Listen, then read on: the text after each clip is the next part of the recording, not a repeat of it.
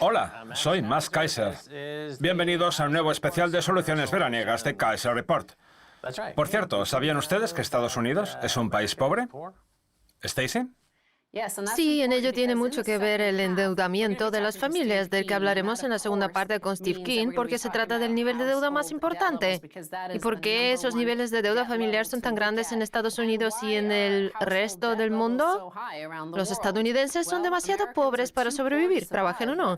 Según un nuevo estudio de United Way, el 43% de las familias estadounidenses pertenecen al estatus con limitación de activos e ingresos y con trabajo, el cual hace referencia a quienes, pese a estar empleadas, no pueden costearse la vivienda, la alimentación, el cuidado de sus hijos, la sanidad, el transporte y el teléfono móvil, los servicios básicos de la vida moderna. Pues sí que pinta cruda la realidad si un 43% de estadounidenses se encuentran en esta situación. Sí, vamos, prácticamente el 50%. Es decir, que la mitad del país es pobre. Estados Unidos es un país rico-pobre, como lo denominan algunos, con unos mercados bursátiles en auge que prácticamente están en manos del 10% de la población y con el resto de la población sumida en la pobreza. Y aunque a esas personas les cueste asumir esa realidad, lo cierto es que en Estados Unidos hay 150 millones de pobres. Sí, de hecho vamos a ver qué es lo que sostiene Umer Haig, filósofo creo que de la Universidad de Harvard. Umer Haig sostiene que Estados Unidos es el primer país rico pobre, un país repleto de riqueza y a pesar de ello tan desigual que casi la mitad de sus ciudadanos se endeuda más cada mes hasta el punto de que la mayoría mueren endeudados. Como señala Haig, si alguien se pasa la vida trabajando y acaba falleciendo sin activos ni ahorros y colmado de deuda, entonces hablamos más bien de servidumbre. Por tanto, coincide con lo que decimos nosotros de que vivimos en un sistema neofeudal en el que nos pasamos la vida endeudados. Así es. Se trata de un sistema feudal, que era el sistema reinante en la Edad Media y en los tiempos oscuros. Y ese sistema le encanta a la élite más selecta, a los señores feudales que están por encima del resto. El auge de la clase media estadounidense ha sido una excepción en la historia. Y ahora volvemos a lo habitual, que es tener un sistema formado, por una parte, por señores feudales y por otra, siervos. Pues una de las soluciones que se proponen en Estados Unidos, sobre todo los jóvenes como Alexandria Ocasio-Cortez, es la teoría monetaria moderna, que consiste en hacer justo lo contrario de lo que hacemos ahora con una Reserva Federal que emite moneda directamente para los bancos y la gente de Wall Street.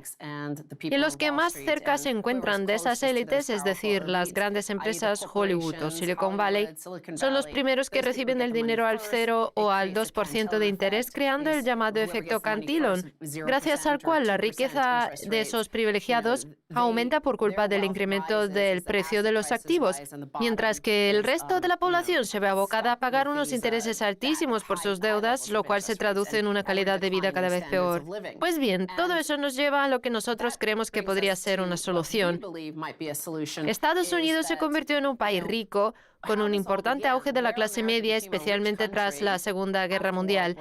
Ahora bien, ¿cuándo se vino abajo esa prosperidad?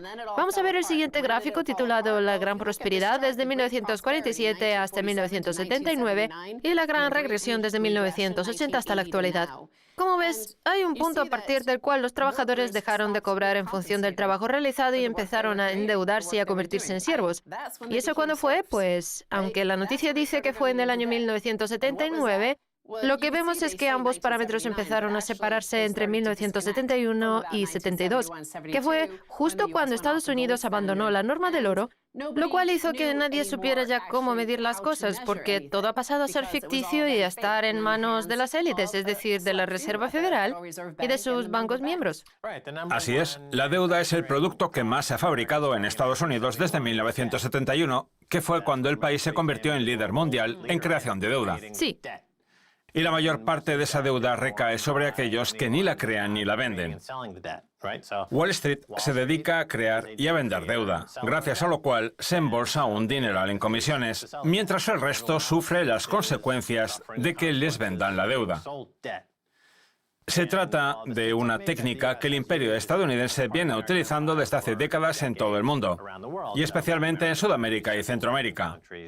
En su libro Confesiones de un sicario económico, John Perkins cuenta que Estados Unidos utiliza la deuda como forma de expandir su imperio. Y cuando los vendedores de deuda de Wall Street se quedaron sin países a los que seguir vendiéndosela, entonces decidieron hacer lo propio con sus compatriotas de clase media, convirtiéndolos en ciudadanos del tercer mundo.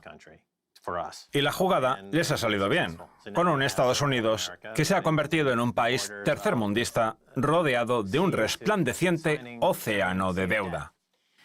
A ver, no es que todos los estadounidenses sean pobres. La generación del baby boom, por ejemplo, es muy rica.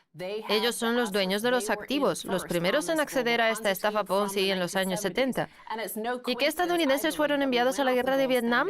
Pues precisamente ellos, que tuvieron la oportunidad de comprobar de primera mano el costo de la guerra, la principal causa de que los países se arruinen, como sucedió también en el caso de Estados Unidos.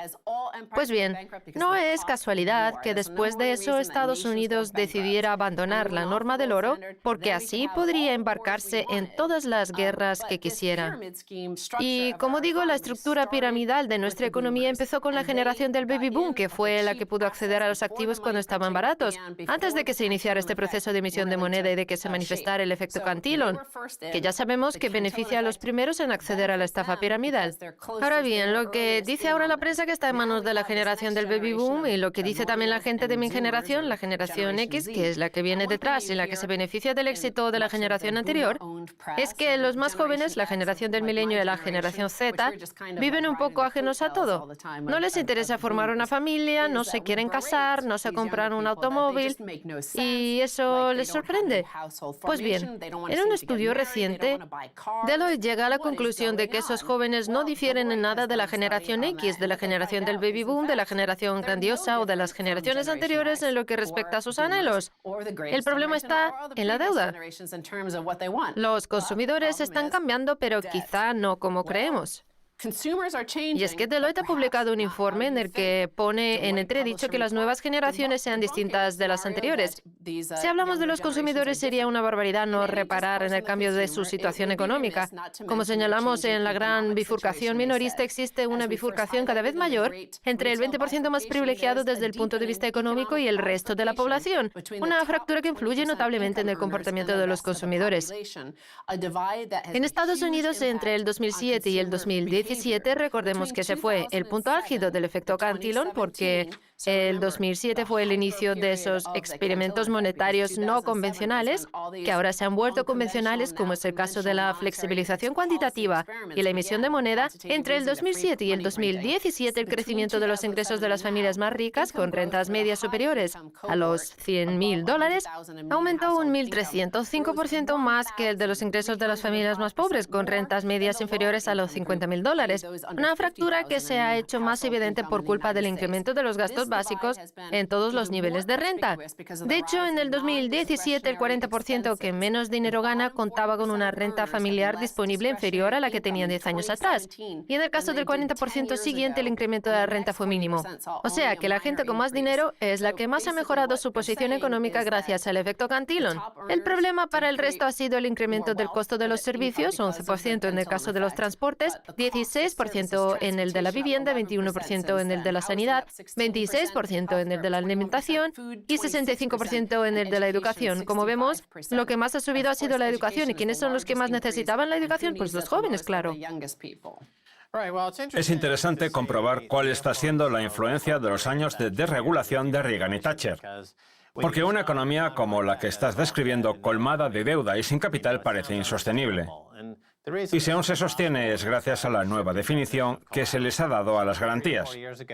Hace 30 o 40 años las garantías debían tener una calificación AAA, ser sólidas y poderse vender de manera inmediata. Pero en las últimas décadas su definición ha cambiado.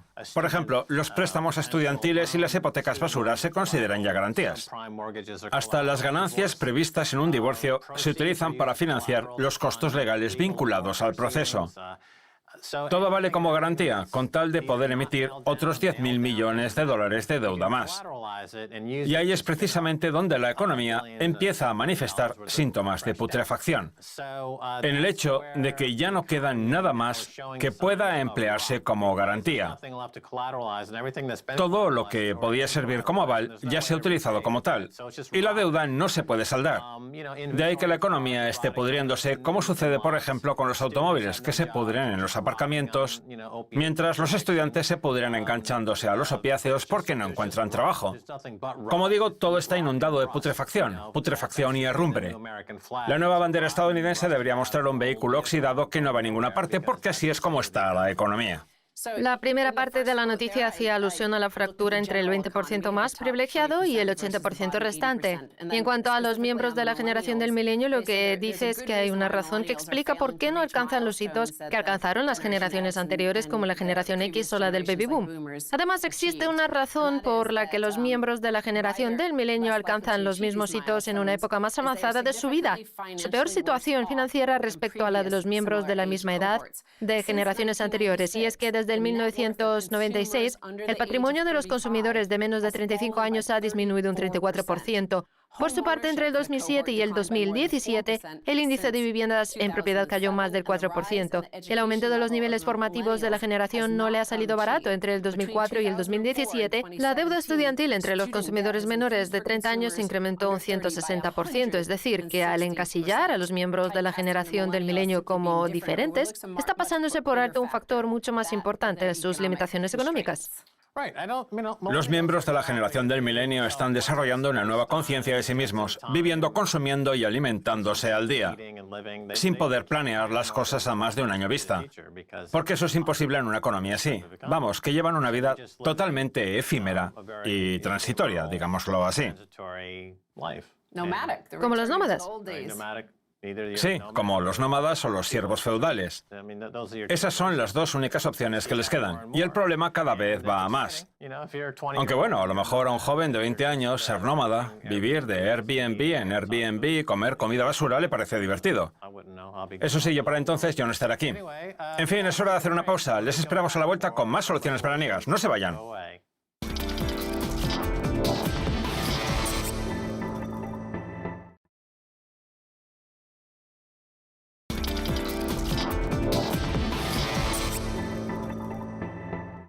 Bienvenidos de nuevo a otro especial de soluciones veraniegas de Kaiser Report, en el que buscamos soluciones a los problemas económicos, fiscales y monetarios que nos acechan. ¿Estáis? Sí, vamos a seguir hablando de la deuda de las familias, así como de los salarios de los trabajadores que no dejan de caer. Hoy tenemos con nosotros a Steve Keen, autor de La economía desenmascarada. De hecho, creo que está trabajando en una segunda edición. Steve también tiene un perfil en patreon.com en el que ustedes pueden consultar las soluciones que propone y patrocinarlas en patreon.com/Prof. Keen. El caso, Steve, es que la primera vez que lo entrevistamos en Kaiser Report, allá por el año 2009, usted dijo que la deuda de las familias era el principal problema al que se enfrentaba la economía mundial. ¿Sigue siéndolo 10 años después? ¿Qué solución propone para reducir esa deuda? Pues lo cierto es que seguimos sufriendo la resaca del hecho de que la deuda de las familias fuera el principal problema económico hasta el 2008, y no solo en Estados Unidos, sino también en Europa, en países como España, el Reino Unido y Alemania, y antes en Japón. Lo que ha pasado es que desde los años 80 el sector financiero ya no ha podido seguir vendiéndoles deuda a las empresas, por eso ha tenido que vendérsela a las familias. Y mientras que a las empresas les han empezado a entrar dudas sobre su rentabilidad, las familias siempre han pensado que el precio de la vivienda subirá de forma indefinida. De ahí que se apalanquen cada vez más porque creen que el valor de sus activos va a continuar aumentando. El caso es que sumando ambos tipos, la deuda en Estados Unidos alcanzó su máximo en el 2006. Y aunque luego el precio de la vivienda cayó, las familias seguían tremendamente endeudadas, por lo que optaron por consumir menos. Y claro, un menor consumo implica un menor PBI también, lo cual nos ha llevado a este estancamiento duradero que tenemos. Por tanto, yo creo que el exceso de deuda por parte de las familias sigue siendo la carga más pesada que sufre la economía mundial. De ahí que haya que rebajarla cuanto antes. Lo que pasa es que, desde el punto de vista político, esto es altamente improbable. Steve, el monetarismo ha llegado a su recta final. Explíquenos brevemente en qué consiste el monetarismo. A ver, el monetarismo más conocido es el de Milton Friedman, que consideraba que la oferta monetaria estaba controlada por el Estado y que la inflación obedecía a un exceso de emisión de moneda. Un razonamiento totalmente falaz, porque el Estado no es el único que crea dinero. También lo crean los bancos privados. Y ese enfoque nos ha llevado a desentendernos de lo que hace el sector financiero con las familias y a centrarnos en el Estado y en la reducción del gasto público, que es precisamente lo que ha hecho aumentar el nivel de endeudamiento del sector privado. Vamos, que esa forma de monetarismo está finiquitada. Yo estoy intentando proponer otra que nos lleve a aceptar que cuando conceden un préstamo los bancos están creando dinero y por fin parece que algunos bancos centrales como el Bundesbank o el Banco de Inglaterra se suben al carro de mi teoría, callándoles la boca a una serie de idiotas inteligentes como Paul Krugman que sigue negando que los bancos creen dinero. Es decir, que tenemos una nueva forma de monetarismo que tiene en cuenta cómo se crea el dinero, lo cual nos lleva a tener una economía mucho más realista en lugar de las fantasías que defienden Krugman y que antes propuso Friedman. De acuerdo, pues permítame que me detenga en eso. Según usted, una solución sería que los economistas y legisladores asumieran que los bancos crean dinero. Sí. Lo que daría lugar a una nueva forma de monetarismo. Pues bien, en caso de producirse, díganos cómo influiría eso en los ciudadanos.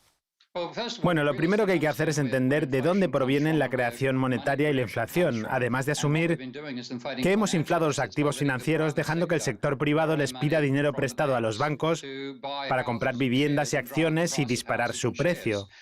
Eso ha sido la principal forma de inflación. El problema es que lo hemos pasado totalmente por alto por culpa de esa teoría anticuada del monetarismo según la cual quien crea todo el dinero es el Estado. Con lo que lo único por lo que hay que preocuparse es por el déficit público. Nos hemos fijado demasiado en el índice de precios al consumidor y nos hemos olvidado de la inflación del precio de los activos, cuando esta última es la responsable de los grandes problemas económicos que tenemos. De hecho, si fuéramos más realistas al respecto, podríamos controlar la cantidad de deuda que crea el sector financiero para inflar el precio de los activos, con lo que esa deuda sería menor, el precio de los activos también, y no tendríamos la fragilidad económica que tenemos, que lleva a la gente a consumir mucho menos que antes. Eso es lo que ha provocado el estancamiento de la economía. El exceso de deuda sumado a una escasez de demanda basada en el crédito y a una insuficiente rotación monetaria. Por tanto, lo que habría que hacer es adoptar un enfoque más realista, reducir la deuda privada y conseguir que la gente vuelva a consumir. Porque en los últimos 30 o 40 años, la velocidad monetaria ha caído por debajo de 1, cuando antes estaba entre 2 y 3, aunque los economistas lo pasen por alto. De acuerdo, pues vamos a añadirle otra pieza al rompecabezas. Lo que propone usted es que el monetarismo incluya el dinero que prestan los bancos como creación monetaria. Una creación monetaria que está inflando el precio de los activos, como sucede en el mercado inmobiliario. Y luego, a su vez, esos activos inflados se utilizan como garantía para inflar aún más el precio de otros.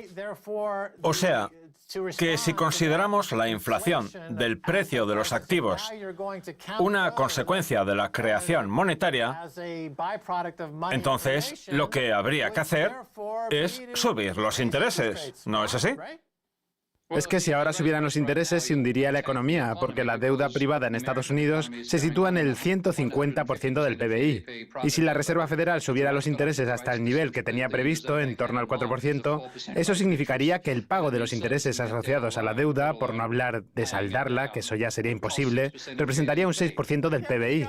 Sí, Steve, pero no se puede postergar la solución al problema. En algún momento hay que tomar medidas. No se puede vivir siempre en La La Land. Pues esas medidas deberían pasar por reducir la deuda, porque si se suben los intereses, la gente empezará a liquidar su deuda, dado que no podrá pagarla, lo cual nos llevará a una situación de bancarrota que hará disminuir las existencias de dinero y el PBI. Es lo que yo llamo la paradoja de Fisher, por Irving Fisher, que decía que cuando se entra en una situación de deflación como la de los años 30 y la gente se encuentra endeudada hasta las cejas, cuanto más pagan los deudores, más deben, porque la disminución de la deuda es inferior a la disminución del PBI. lo cual hace que la ratio de deuda se eleve, que fue lo que pasó en Estados Unidos entre 1930 y 1932, con un descenso de la deuda privada en términos absolutos, pero acompañado de un aumento de su relación respecto al PBI. Y esa es una trampa en la que no conviene caer.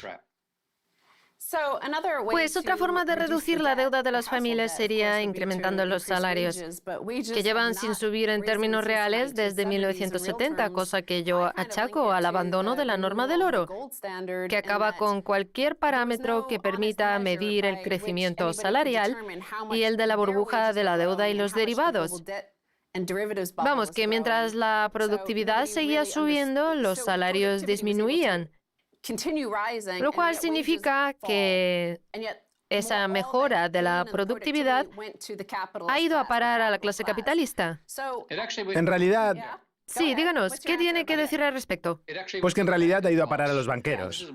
Es algo que he descubierto por medios matemáticos antes que por medios empíricos, aunque luego estos últimos me han permitido corroborar mi teoría. El capitalismo no se divide en dos clases, trabajadores y capitalistas, sino que hay una tercera clase que son los banqueros. Y el deseo de los capitalistas de invertir es lo que determina la actividad económica. Pues bien, cuando el deseo de invertir supera las ganancias acumuladas, los capitalistas piden dinero prestado a los bancos para financiar esa inversión extra, lo cual implica un aumento de la deuda bancaria. Y ese auge económico que se genera y que se utiliza para pagar a los bancos acaba desembocando en subidas salariales para los trabajadores y, por tanto, en una disminución de la parte que reciben los capitalistas, que liquidan sus deudas, tras lo cual la economía vuelve a deprimirse, los salarios descienden y la deuda vuelve a aumentar, haciendo que se incremente la cantidad que perciben los banqueros, lo cual hace que, al final, los capitalistas fluctúen siempre en torno a una línea respectivamente estable. Son los trabajadores los que salen perjudicados, los que acaban pagando el exceso de deuda privada. Los datos empíricos así lo demuestran. Y además coincide con las conclusiones de mi modelo matemático para la predicción de crisis financieras como la de 1992, que por cierto fue la que me permitió vaticinar la última crisis. O sea que para fomentar la igualdad y el crecimiento salarial, lo que hay que hacer es reducir el nivel de deuda privada. De acuerdo, Steve. Imagínese que le llama a Elon Musk para nombrarlo ministro de Economía de Marte y crear una economía desde cero. ¿Cómo lo haría? Yo empezaría por crear una forma de dinero que se deprecie, Max, que es un planteamiento del que ya hablamos en otro capítulo. O sea, que si una persona no se gasta el dinero, tenga que pagar un impuesto por él proporcional al tiempo que se lo haya quedado, de forma que si se intenta acumularlo, esa cantidad disminuya y la diferencia vaya a parar, por ejemplo, a financiar el gasto público. Yo lo que propongo es que nos centremos en el aspecto transaccional del dinero, en hacer con él el mayor número de transacciones posibles, haciendo disminuir la importancia del concepto de almacenamiento de valor para que la gente no tenga la tentación de acumular tanto dinero, que es algo que ralentiza la velocidad de circulación y tira del PBI a la baja. Eso es lo primero que haría. También pondría en marcha un sistema monetario en el que parte del dinero lo creara el gobierno, en este caso el de Musk, y parte del sector bancario, para poder financiar el capital laboral de las empresas. Y del mismo modo fomentaría el micromecenazgo para que fuera la inteligencia colectiva la que decidiera quién recibe financiación y quién no. Pero lo que está claro es que hace falta un sistema monetario que no se centre en la acumulación y el endeudamiento privado a gran escala, que es el paso en el que se ha quedado estancado el sistema monetario del planeta Tierra. Pues vamos a hablar también del sistema fiscal porque da la sensación de que lo único que tenemos son políticas monetarias, no fiscales, con unos gobiernos desprovistos totalmente de su papel keynesiano. A ver, ya sé que ahora a Keynes lo odia todo el mundo, pero lo que decía Keynes era que en las épocas de bonanza el Estado no gasta, sino que acumula y ahorra, reservándose el gasto para las épocas de recesión. Así pues, ¿puede tener alguna importancia la política fiscal o aquí lo único que cuenta es la política monetaria? Claro que tiene importancia la política fiscal. Eso de que el Estado tiene que ahorrar en épocas de bonanza y gastar en épocas de recesión, manteniendo por tanto un equilibrio presupuestario, en realidad no funciona. Porque si queremos que el sector público constituya una parte estable del sistema, si una economía crece, el sector público también ha de hacerlo. Y una forma de lograrlo es tener déficit, es decir, gastar más de lo que se recauda vía impuestos impuestos, de forma que el gasto público se mantenga proporcional al PBI. Por tanto, entre otros argumentos, hay quien puede defender la necesidad de un déficit permanente. Pero bueno, volviendo a la política fiscal, claro que tiene importancia. Y una buena aplicación que se le podría dar sería, por ejemplo, utilizarla para pagar las tasas universitarias de los estudiantes en lugar de que tengan que endeudarse ellos y pagarles ese dineral a los burócratas. Yo soy totalmente contrario a las burocracias, supongo que ya se habrán dado cuenta, pero completamente partidario del gasto público, y lo mejor que puede hacer el Estado es crear dinero para ponerlo en manos de los ciudadanos y que estos se lo gasten. De acuerdo, nos quedan unos segundos. Supongo que lo que acaba de decir entronca con su propuesta de una flexibilización cuantitativa por el pueblo. Cuéntenos. Así es, con la flexibilización cuantitativa para el pueblo, el Estado utilizaría la capacidad de crear dinero para hacérselo llegar a los ciudadanos, de forma que aquellos que tuvieran deudas pudieran saldarlas y aquellos que no tuvieran pudieran gastárselo. Y ese capital también podría emplearse para adquirir nuevas acciones y cancelar la deuda de las empresas, con lo que constituiría una forma de democratizar el capitalismo y de reducir la carga de deuda. Pues muchas gracias, Steve King, por haber estado en este especial de Soluciones Veraniegas. Ya hemos resuelto todos los problemas financieros de Marte. Muy bien, esto es todo por hoy en este apasionante especial de Soluciones Veraniegas. 26 minutos en los cuales hemos resuelto todos los problemas que nos asolan con la ayuda de una mente brillante como la de Steve King. ¿A qué ha estado genial, Stacey? Creo que algunas de las propuestas pueden resultar de lo más controvertidas. Esperamos que dejen aquí sus comentarios. Pues hasta la próxima. Adiós.